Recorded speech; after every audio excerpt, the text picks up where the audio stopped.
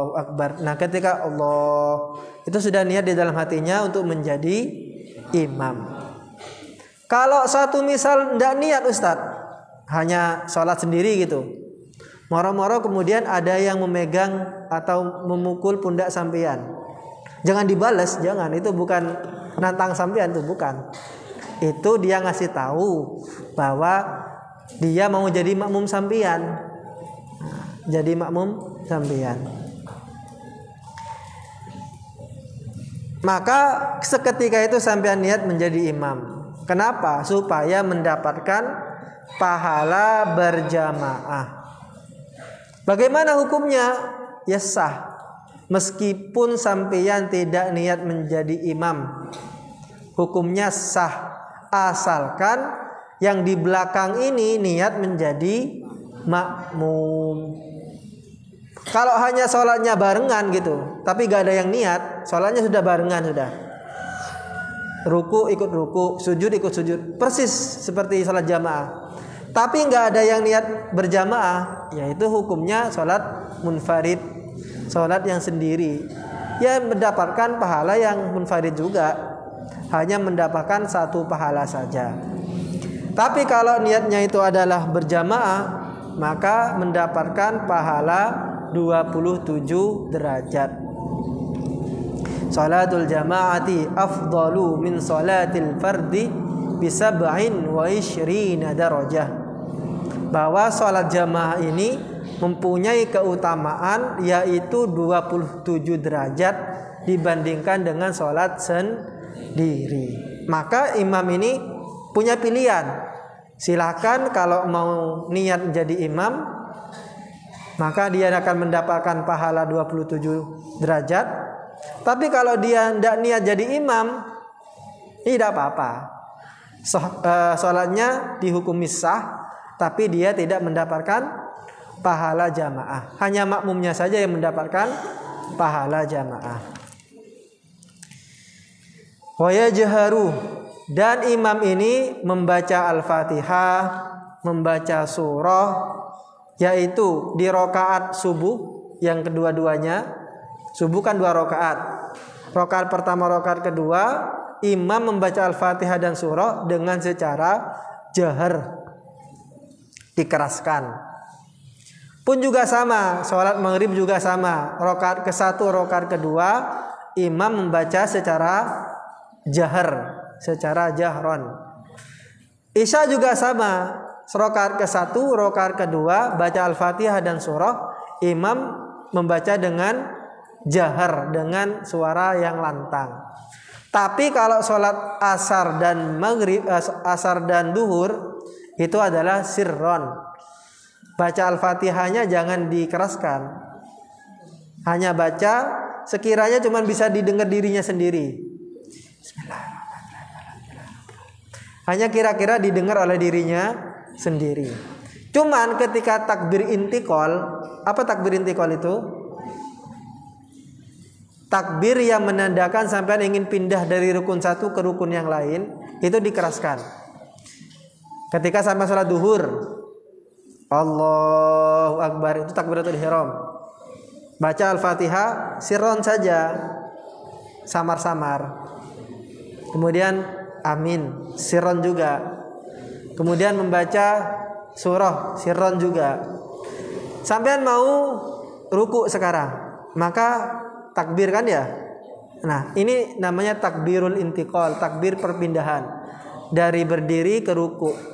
Supaya makmumnya ini tahu bahwa sampean ini mau pindah, maka takbirnya dikeraskan, Allahu Akbar, seperti itu. Ruku sudah. Mau i'tidal, dari ruku ke i'tidal, maka harus takbir. Ini namanya takbirul intiqal, takbir perpindahan, dikeraskan, Allahu Akbar. Supaya kenapa? Supaya makmum itu ngerti kalau sampean sedang berpindah. Yang susah itu kalau makmumnya tidak ngerti. Allahu Akbar.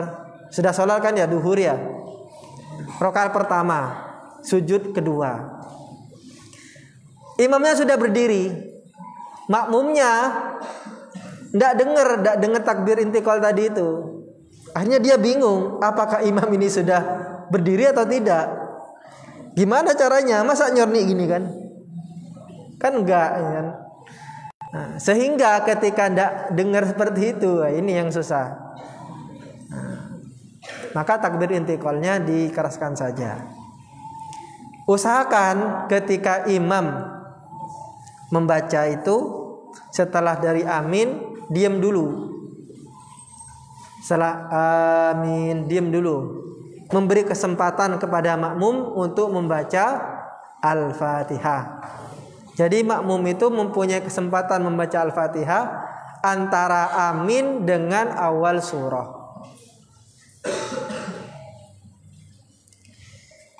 Terakhir, wa kadzalika al-munfaridu. Wa kadzalika lan kaya mengkono banter al-munfaridu wong kang ijen. Meskipun kita tidak sholat berjamaah, sholat sendiri, baca dengan suara keras tidak apa-apa. Wa yajharulan panterakan sopo imam bi qaulihi kelawan ngucap imam amin amin fil jahriyati ing dalam sholat kang bangsa banter. Wa kadzalika lan kaya mengkono banget sapa al makmum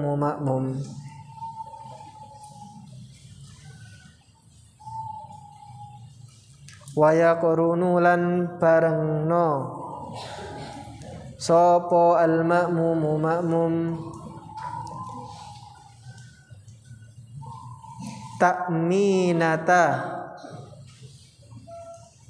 takminahu. Itu apa di sana di kitab sampean? Takminatu itu bukan tu tapi dhamir hu. Hu-nya kembali ke imam. Takminahu ing amini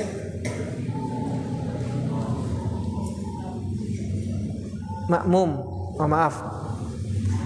Takminahu ing amini makmum, berarti hu-nya kembali ke makmum bukan imam.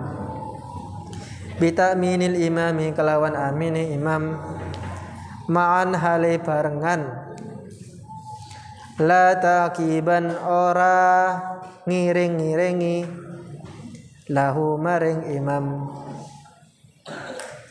wa yaskutulan meneng sopo al imamu imam saktatan kelawan meneng akibal fatihati ing ngiring-ngiringi maca Fatihah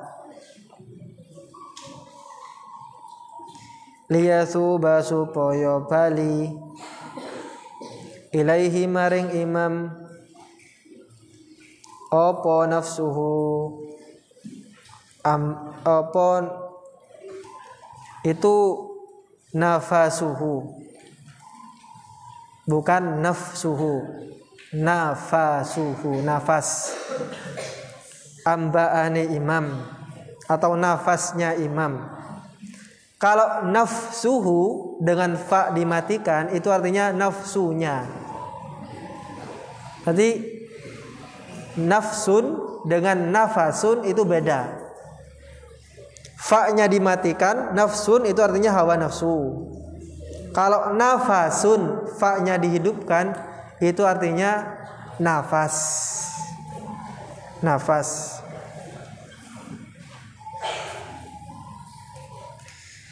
Apa nafasuhu ambaane imam wa yaqra'ulan maca sapa al makmumu makmum al fatihata ing fatihah fil jariyati ing dalam salat bangsa banter fi hadhihi saktati ing dalam ikilah menang liyatamakkana supaya kongang sapa makmum minal istima'i sangking ngrungungaken inda qiraatil imami ing dalam nalikane wacane imam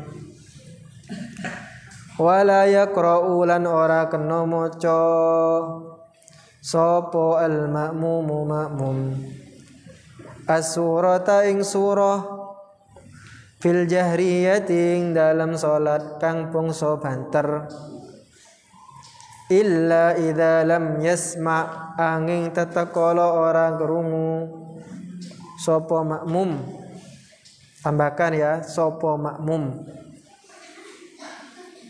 sautal imami ing suarane imam.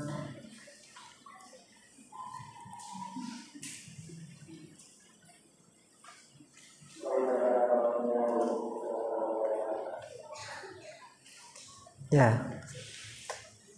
Ketika imam berkata amin di dalam sholat yang jahriyah, yaitu maghrib, isya, subuh, maka mengucap aminnya itu bareng-barengan sama imam. Ghairil maghdubi alaihim waladdallin.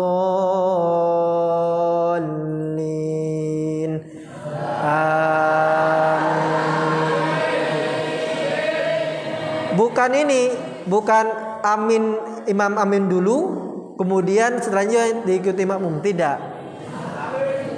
bukan itu. Tapi barengan ya, antara imam dengan makmum itu ngucapin aminnya itu bareng. Setelah itu imam berhenti, diam sejenak. Supaya kenapa? Supaya mengembalikan nafasnya. Tadi kan baca Al-Fatihah, biar nafasnya kembali. Nah, di situ kemudian makmumnya itu baca Al-Fatihah.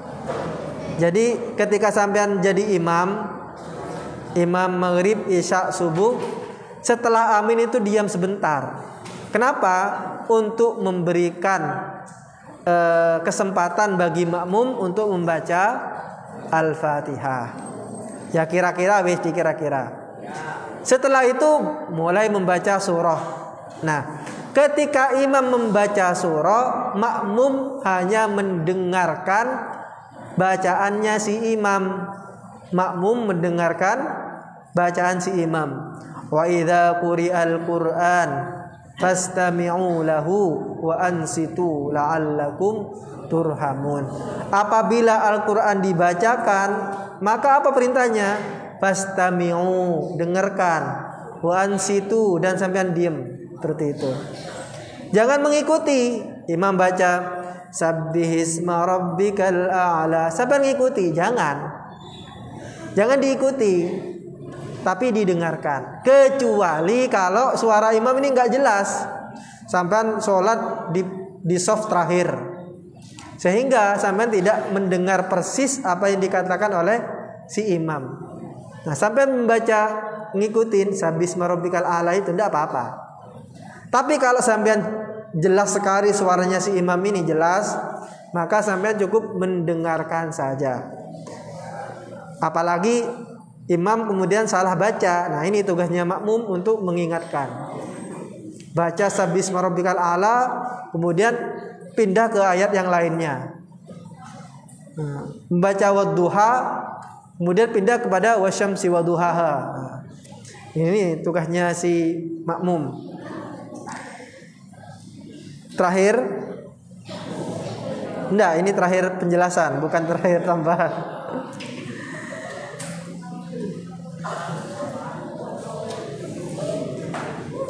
Terus bagaimana? Terakhir. Terus bagaimana ketika sholat yang sirron itu? Tadi kan kalau yang kita bahas adalah sholat yang jahriyah, maghrib, isya, subuh. Kalau sholat yang sirron itu duhur, asar, bagaimana? Maka makmum membaca, imam juga membaca untuk dirinya sendiri. Jadi ketika imam mulai Allahu Akbar, dia sudah mulai baca sudah. Tapi bacanya secara samar-samar. Makmum juga sama, baca untuk dirinya sendiri tapi secara samar-samar. Tahu ya perbedaannya ya? Antara sholat jahriyah dengan sholat yang sirriyah. Ya, wallahu a'lam. Silakan kalau ada pertanyaan. Tidak ada. Silakan doa.